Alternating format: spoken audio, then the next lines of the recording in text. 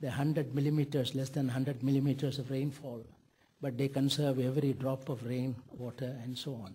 This is what I call the dying wisdom and the vanishing crops. Both will have to be saved, and we should do. Much more than that, I would say, many other areas of utilization of whatever additional support may be needed for the management of climate change. Take, for example, seawater. Seawater is the largest, 97% of the water is seawater. There are halophytic plants. Seawater farming is quite a paying proposition. It can now be both aquaculture and agroforestry can be done all over. I hope we have center for both seawater farming and below seawater farming, about 10 meters below seawater farming, what kind of management of the salt can be done and so on. So while on the one hand we should all work for the success of Copenhagen, the success of every human effort to halt this imbalance in the carbon emission, carbon absorption ratio, I think at the same time the kind of research and development programs which have been partly stimulated by preparation, anticipatory research as we call them, anticipatory research to prepare for the consequence of climate change, that should all be done. My third and last point is, I think there is a lot of technology today. I mentioned biodiversity conservation. One recent example is the investment of the government of Norway at Svalbard. It's called the Global Seed Vault, a Noah's Ark. When everything is lost, we still have at least a few seeds of all the representative samples. I think this kind of investment has also grown now, saving the biodiversity, saving the whatever we have, and that I would say is a beneficial fallout of this whole debate. Finally, I think we need much more climate literacy, utilizing the modern technology. This morning a mention was made by weather information for all and so on. Today in India, after the tsunami of December 26, 2004, which none of our fisher people have seen that kind of rise of sea level. The tsunami was from the earthquake from Indonesia.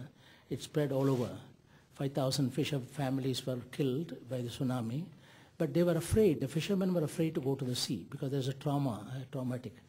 Today they all go with having a cell phone which gives you information. What are the wave heights at different distances, where the fish shoals are, and so on. Enormous opportunity today to use the internet and the cell phone together. So while Copenhagen and so on, I feel that planting trees, absorbing carbon sequestration and so on is a good thing, whether there's climate change or not. Let us hope some of the research, some of the development activities which have been started. Once again, the mangrove bioshields. See, Gandhi, Mahatma Gandhi we call them, in my country said, nature provides for everybody's need, but not everyone's greed. That is very true. You find if you want a zero fight, if you want to have plants which have very less water, they are there. Plants which can tolerate salt, they are there.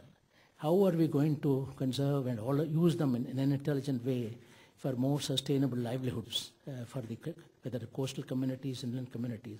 There is a great challenge.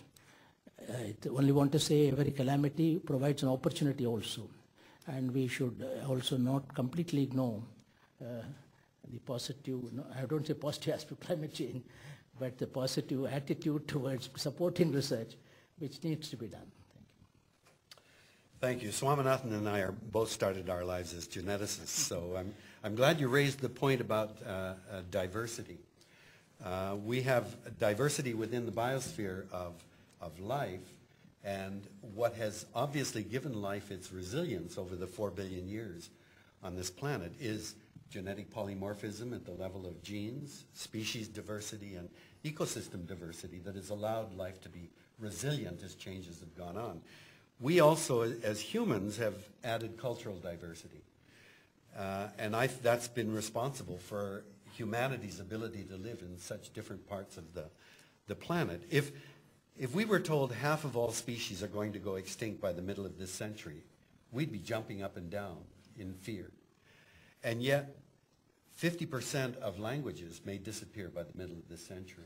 And with those languages go an enormous body of knowledge. And I think the real challenge now is to re-empower those native knowledges or bits of wisdom that we've acquired over time and give them the respect and realize it's an enormous opportunity. But anyway, that's a whole other rant I have. I think monoculture we've learned in the Green Revolution and many other things, monoculture is very dangerous. You become vulnerable.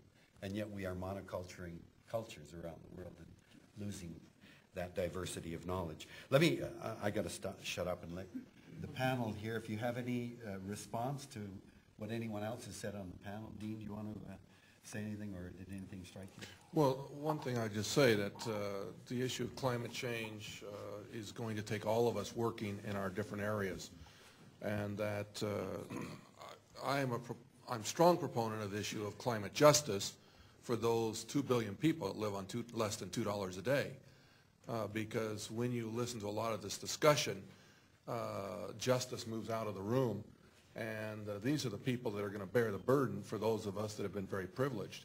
And I would hope that through Kofi Annan's impact that we won't forget the poor. And again, I come back to this whole issue of forestry, and that most of these 2 billion people do live on the land with the trees, and they've been forced to take actions because many of us reward them for those actions, and we're the ones who have to change a lot of our behavior. I once took great pride in being a Canadian because we had a very strong sense of responsibility for the less advantaged in other parts of the planet. We have cut back tremendously on what we do as for foreign aid. In foreign aid, we don't even care about our indigenous people, who are among the most disadvantaged people in our own country, who originally owned the entire country. So I'm embarrassed, but I don't look forward to, in this time of economic crisis, our discovery that we have responsibilities to the poor of the planet. Eckhard, you're taking a lot to underscore, in our debates, political debates, we are excluding concepts like justice or social equality. The minister said we have to bring much more into the discussion the ethical problems, what we are doing. Cultural problems are excluded, ethical problems are excluded, and I would be very, very in favor that the science is doing here a better job by bringing these ethical motivations and these principles again into the political discussion. I think this would be something what is urgently needed.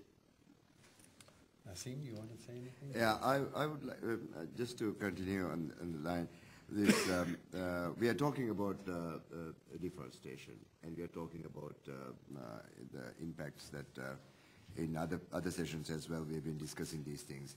I think one of the major sources of food and nutrition in the world today is fish.